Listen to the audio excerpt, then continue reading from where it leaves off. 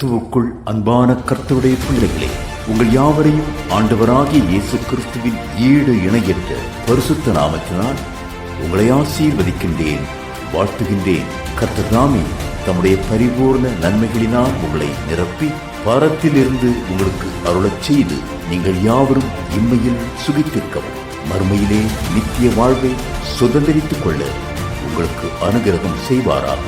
வாரம் ஒரு மிஷனரி என்கிற தலைப்பில் இந்த வாரம் நாம் பார்க்க இருக்கிற மிஷனரியின் பெயர் ஜிம் எலியட்.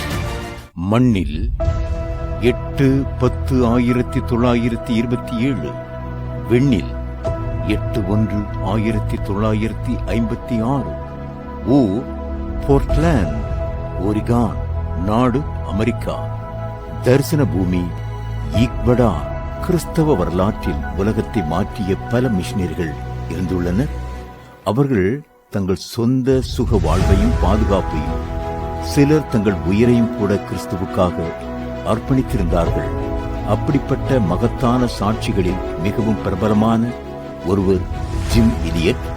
அவரது வாழ்க்கை வெறும் 28 ஆண்டுகள் மட்டுமே நீடித்தது. ஆனால் அந்த குறுகிய கால வாழ்க்கை நூற்றுக்கணக்கான புத்தகங்களையும் ஆயிரக்கணக்கான பிரசங்கங்களையும் எண்ணற்ற மிஷனரிகளின் அழைப்பையும் உருவாக்கியது. இன்று உலகம் முழுவதும் மிஷனரி சேவையில் ஈடுபட்டிருக்கும் பலர் தங்களது அழைப்பிற்கான உந்துதலாக ஜிம் எலியட்டின் வாழ்க்கையை குறிப்பிடுகிறார்கள்.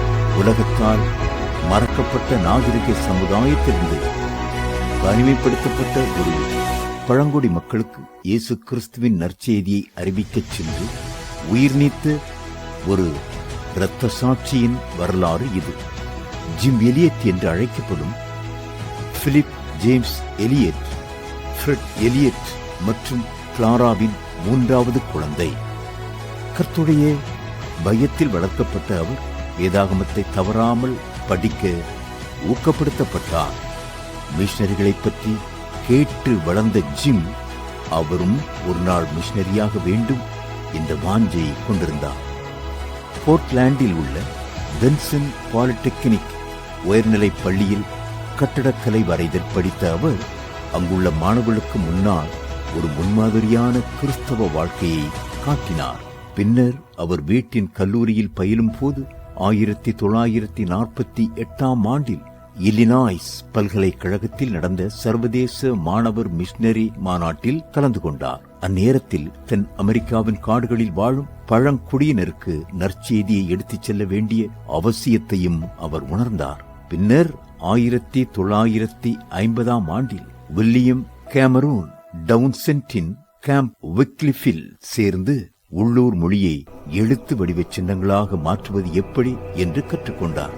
அங்கிருக்கும் போது ஈக்வடாரில் உள்ள ஆகா இந்தியன்ஸை பற்றி கேள்விப்பட்ட ஜிம் அவர்கள் அந்த மக்களுக்கு சுவிசேஷத்தை பிரசங்கிக்க கர்த்தர் தன்னை அழைக்கிறார் என்பதை உணர்ந்தார். பல மாதங்கள் ஜெபத்தில் காத்திருந்த பிறகு ஜிம் தனது நண்பர் பீட் பிளமிங்குடன் 1952ஆம் ஆண்டில் ஈக்வடார் அடைந்தார். முன்பாக அவர்கள் ஷாண்டியா மிஷன் ஸ்தாபனத்தில் இருந்து கெச்சுவா இந்தியன்ஸ் இடையே பணியாற்றினார். அங்கு செய்த ஒரு பயனுள்ள ஊழியத்திற்கு பிறகு குரானி பழங்குடியினரை சந்திக்க ஜிம் தயாரானார். கொடூரமானவர்கள் என்று பொருள்படும் அக்கா என்று அழைக்கப்படும் இந்த பழங்குடியினர் மிகவும் ஆபத்தானவர்கள் என்று கருதப்பட்டனர்.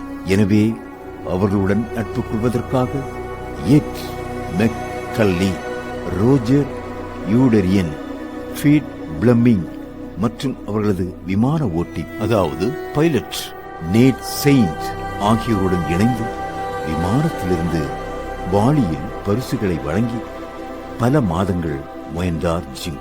தங்கள் ஆரம்ப முயற்சிகளில் வெற்றி பெற்ற அவர்கள் இனி பழங்குடியினரை சந்திக்க முடியும் என்று நினைத்து ஆகா பழங்குடியினரின் இடத்திற்கு அருகில் இறங்கினர். 4 நாள் காத்திருந்த பிறகு பழங்குடியினரை சேர்ந்த நான்கிவி என்ற நபர் வேறு 2 பெண்களுடன் அவர்களை சந்தித்தார். மிஷனரிகள் அவர்களுடன் நட்பு கொள்ள முயன்றனர்.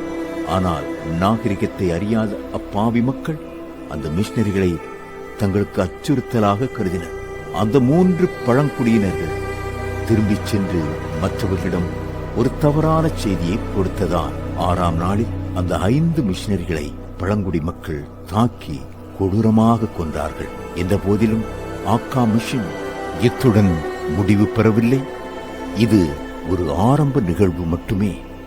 இந்த சம்பவம் நடந்த 2 வருடங்களுக்குள் ஜிம்மின் மனைவி எலிசபெத் இலியட் அவர்களின் மகள் வலேரியுடன் தனது கணவர் இறந்த அதே கிராமத்திற்கு சென்று சேவையை தொடர்ந்தார். எலிசபெத்தின் விலைமதிப்பற்ற எண்ணில்லாத சேவைகள் மூலம் கணக்கற்ற ஆக்கா மக்கள் கிறிஸ்துவிடம் அழைத்து செல்லப்பட்டனர். பிரியமானவர்களே, புறஜாதியினருக்கு சுவிசேஷத்தை அறிவிக்க நீங்கள் ஜெபித்து ஆயத்தப்படுகிறீர்களா?